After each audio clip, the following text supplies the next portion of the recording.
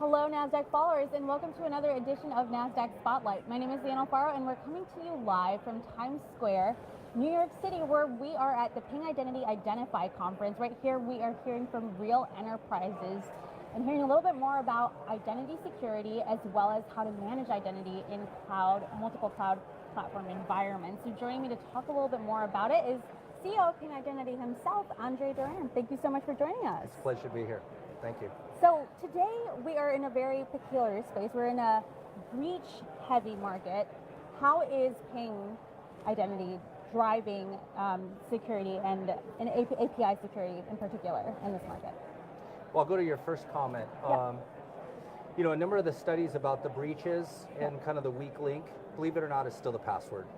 It's phishing attacks to find a password, and once they've essentially stolen your identity, now they're into your account, and they're looking for other things that they can ultimately breach. And so when we talk about the breaches today, we certainly have to strengthen the identity security, since identity is becoming the front door, really the gate, if you will, that lets people into everything.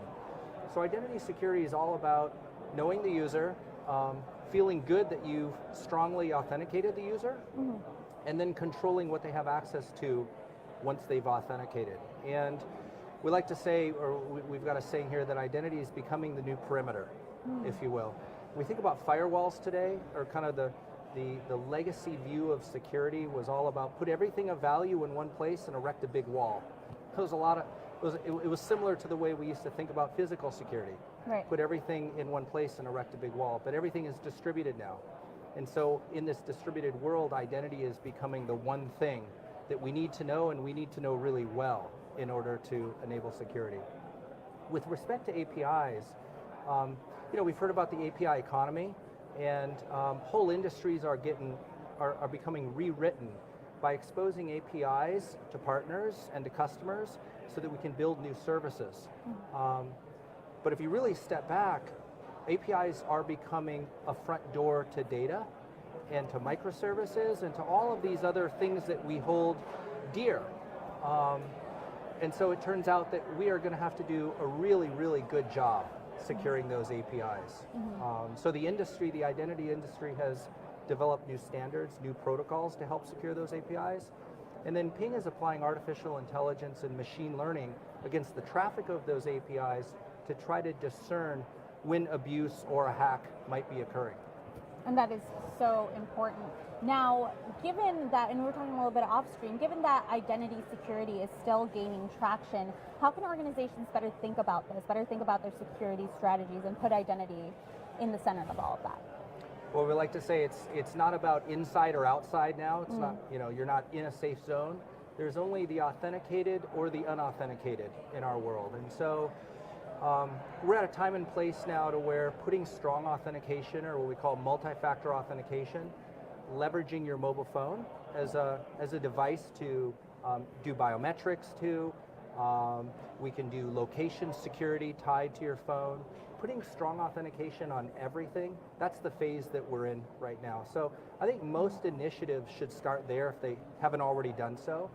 And then from there, we're going to move towards this notion of passwordless, where we have strong authentication, the device we're using can recognize us. We don't actually have to do anything. So that's kind of the holy grail of security meets convenience in an identity world. The devices recognize me. If something looks abnormal, coming in on the wrong network, wrong time of day, or my behavior is kind of off, then the identity systems can see that and can say, maybe we should prompt the user for something to make sure that we're still talking to Andre, as an example. But I would suggest starting with strong authentication, or MFA, is really, really important. And then from there, single sign-on is really important, because we only want to log in once to do our work. Or as consumers, we only want to log on once to the company that we're engaging with. Absolutely. Now, it's interesting as you talk about the future of what authentication could look like, biometrics. In particular, how can we look at identity security moving into the future? Will it actually make things safer as there's so much developing? Well, the bad guys are always going to be looking for every vulnerability. We have a long ways to go yet in identity security, but I think if you just follow the security conversation in general all the way back in time, you'll start to see that the question of who are you was always ever present. Like the first conversation in everything around security, even in the old days when we surrounded our cities with walls, was show me your papers before I let you in. Right. Prove to me that you are who you are. So I think all we're doing is we're really accelerating around the technology that we have available to us now, how to do this identity security at scale, how to automate everything, how to leverage intelligence and these new portable supercomputers we have in our phone to help recognize us, and then how to connect us to all the things that we want and should have access to.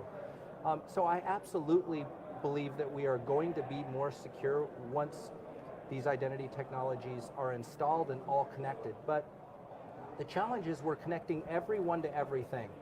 So, you know, it's end to end, so to speak, and that's a big game. How do I connect Andre through this device in my work environment to all the things that I want to have access to out on the internet or back at my enterprise, and make it completely seamless for Andre? Or if I'm a customer or consumer of an enterprise, how do I log in once? And then I don't want to know what the back end, what the mess is behind the scenes beyond my login. I just want to log in once. Give me access to all the services that you have available. That will take some time to do, but the technology is absolutely here to do it today. Fantastic. And now, is this more of then an infrastructure question?